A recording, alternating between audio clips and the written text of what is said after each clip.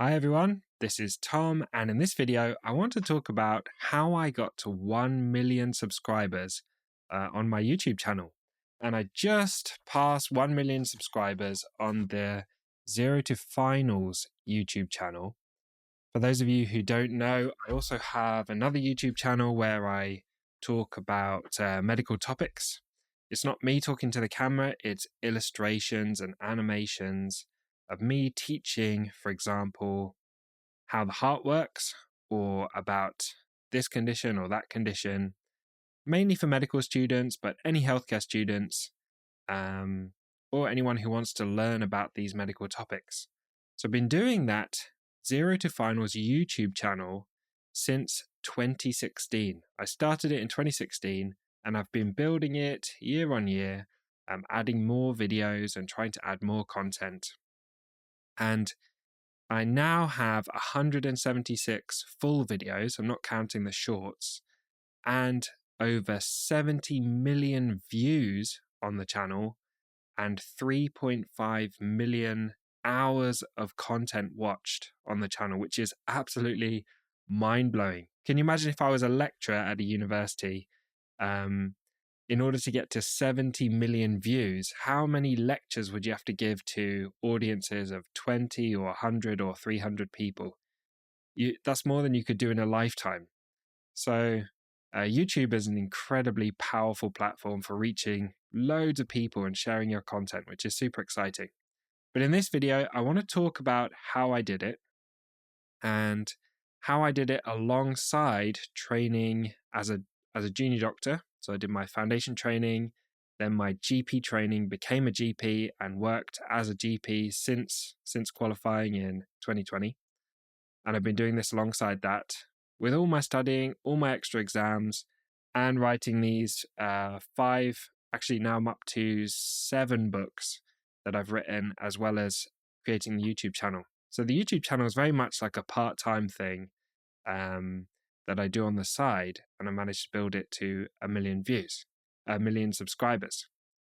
So let's talk about the process and some key steps. A lot of these steps are going to be applicable to any goal that you're trying to achieve. Not just, if you want to build a YouTube channel, great, but it could also apply to writing books. It could apply to studying for exams. It could apply to building your professional career, publishing papers, or a lot of the principles will apply to physical things, exercise, getting better at any skill, learning music, learning languages. Almost anything you want to do, you can apply very similar principles. So let's get straight into it. Principle number 1 is I followed my interest more than I followed kind of ambition about achieving numbers or goals or views or subscribers. So it's very much started with me just trying to pursue my interest in teaching. So I love teaching. I was really, really hungry back in 2016 to do any kind of teaching, teach medicine, share kind of content where I was teaching particular topics. And I took every opportunity I could to do teaching in person, but I just didn't feel I had enough opportunities at that point to teach people in person. So I thought I can teach them online. I'll put out videos and people might find them helpful. I really enjoy making this kind of content. So the process of taking these complex topics, churning on them, thinking them through, going over and over and over, trying to simplify those topics, and then presenting them in a really nice, simple way. That process I really enjoy. I love creating stuff. So I get enormous satisfaction from creating something new that didn't exist before, and then sharing it with people and seeing the response and the feedback to what I share. So the whole process is my interest and my love of doing the thing. And I followed that much more than some arbitrary ambition of I want to achieve 1 million subscribers. When I started out, I think my first video after a month or so got about 400 views. And I was so excited. I was telling my family, I was telling my friends, I got 400 views, 400 people watched my video, which is now crazy to think 70 million views in total on the channel. I never thought I'd get to this stage. I was really just focusing on what I was interested in.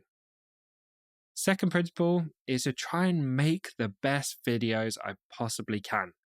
And this has been the focus of the channel and the focus of this YouTube channel as well, is trying to get to the point where I make the best videos I possibly can. Obviously, when you start out, if you go to the Zero to Finals channel, look back at the first video, it's pretty bad. The audio is bad. It's an overhead camera shot. The illustrations are very bad. There's a scratchy pen, it's quite slow and boring. Everything about the video is really not what it is now. And then you look at the most recent video, it's so slick, so pretty, so simple. And so it's been a process of trying to make the best videos possible. And I think that's how you get people, that's how people come to watch it. So if you want the most views, the most subscribers, the most reach with your channel, the algorithm is pretty good at rewarding the making the best videos, focusing on making the best videos, and the viewers and subscribers and everything will come to you. So I've always been focused on making the most helpful videos. What videos are going to be most helpful to people? And that often involves taking the hardest topics or the most complex topics that are difficult to understand, spending lots and lots of time trying to simplify them and make them easy, and then present them in a really easy to understand way. And by doing that, it turns out that people who find these topics difficult want to find a video that simplifies them. If your video simplifies them and makes it easy to learn, they'll watch the video, and then the algorithm will pick up people are enjoying and watching this video. I'll show it to more people, and it grows from there. So really making it the most helpful, the most easy to understand, also the most aesthetic. So nice to look at, really. And in order to achieve that, I make all the illustrations from scratch, do them all myself, use nice colors, make things really easy and simple and nicely laid out so that it's a pleasure to watch the video. Try and add some entertainment in there. I mean, with the Zero to Finals videos, there's no jokes or, funny things, but I try to make it engaging through the animations and the narration, and trying to make, the video entertaining as well as educational. The other thing I do with the Zero to Finals channel and the Zero to Finals videos is to make the content evergreen, meaning that it doesn't expire. If I make a video which is understanding the anatomy of the skeleton, people are going to watch that video forever, really. The anatomy of the skeleton is not going to change. So if somebody wants to understand the anatomy of the skeleton, they can find my video for the next 10 years. It will still be relevant. As opposed to, say, what news is there this week? Or what am I doing today? Or if you're a kind of daily vlogger, or something is based on the current events or current news, that video is going to be kind of irrelevant in a few months' time. And so people won't keep watching it. So with Zero to Final stuff, it is very much evergreen. Things I didn't focus on is, how do I get the most views? How do I get the most clicks? I try and make the videos great. I try and make the thumbnails really nice and pretty. But I don't focus on optimizing the algorithm, just trying to boost views, trying to boost subscribers. If I did that, I probably could get more views and subscribers. But my focus is on, how do I make the best videos? And then assuming, and this is kind of played out, that by focusing on creating the best content and the most helpful content, the views and subscribers will come. I don't need to worry about those. I can just put out the best stuff. And the algorithms nowadays are pretty good at picking up what's the best stuff. I don't focus on with the zero to final stuff, it was never about me. It was always about the audience and helping the audience to understand stuff. So with educational kind of content, I think a big problem that educators run into is focusing on trying to be clever and come across clever and impress other people with their knowledge.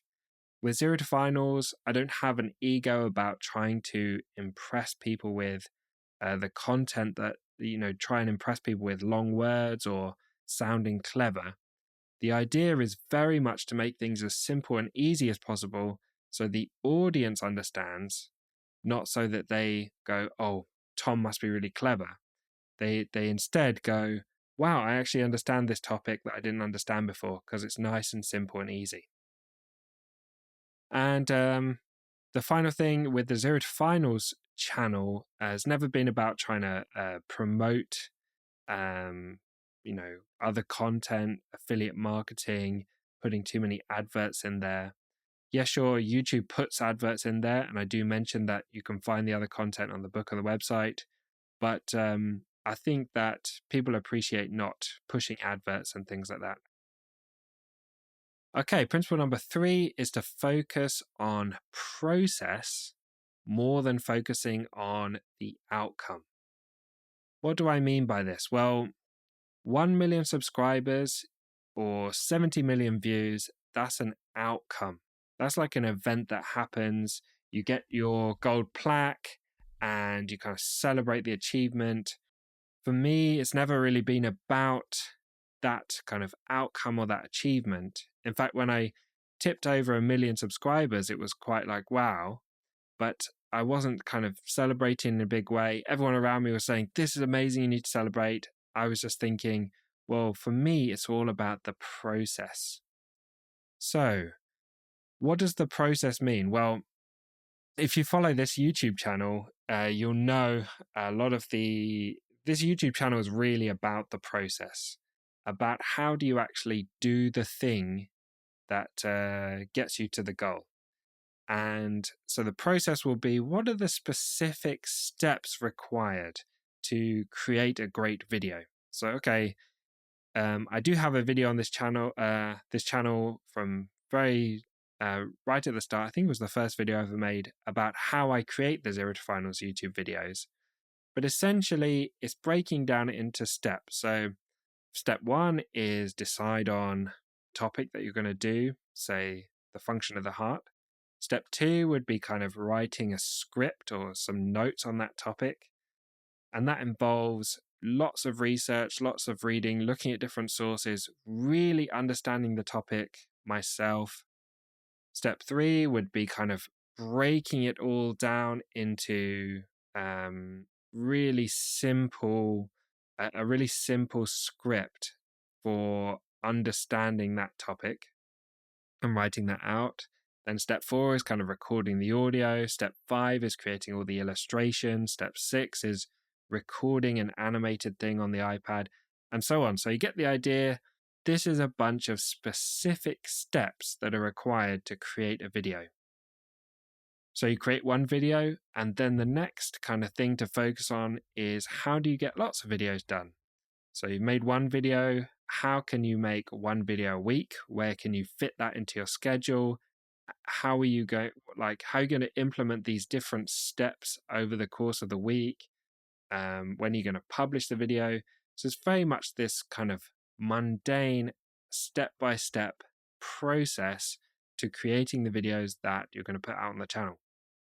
This is what I focus on rather than some kind of big goal of I want to get to 1 million subscribers, because it's only through the boring process that you get to the outcome.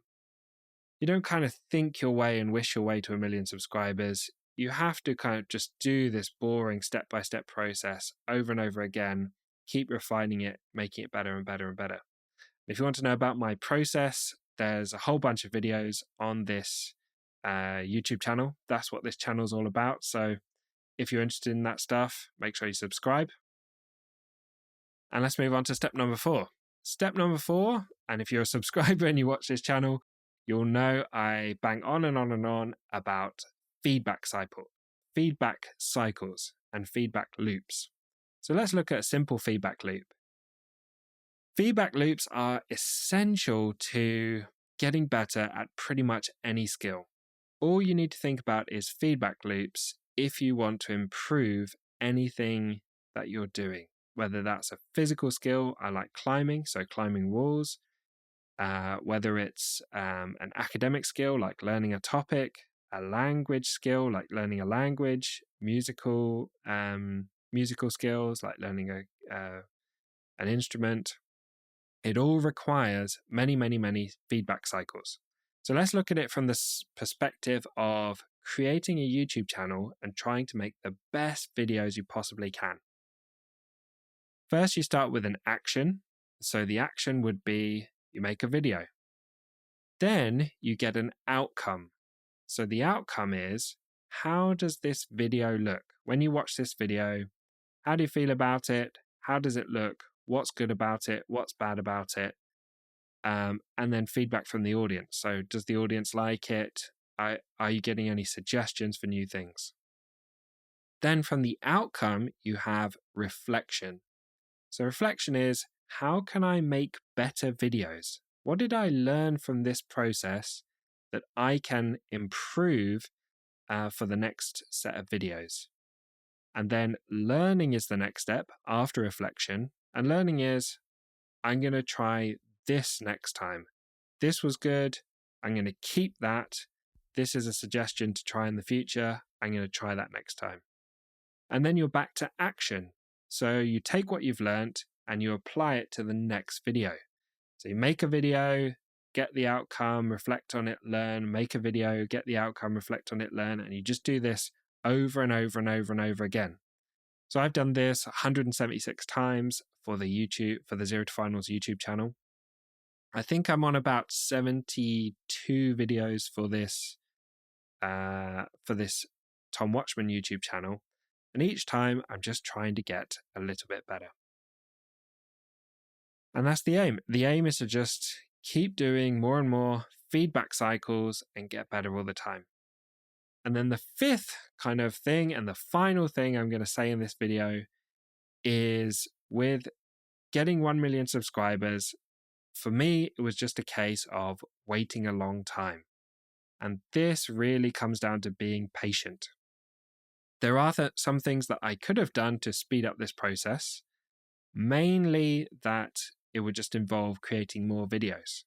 And over this period of time, I've kind of created as many videos as I could, given my other restrictions. So exams, training, working full-time as a doctor, writing these books, creating other Zero to Finals content, all the things that I was doing alongside the YouTube channel has kind of restricted a little bit how many videos I could make.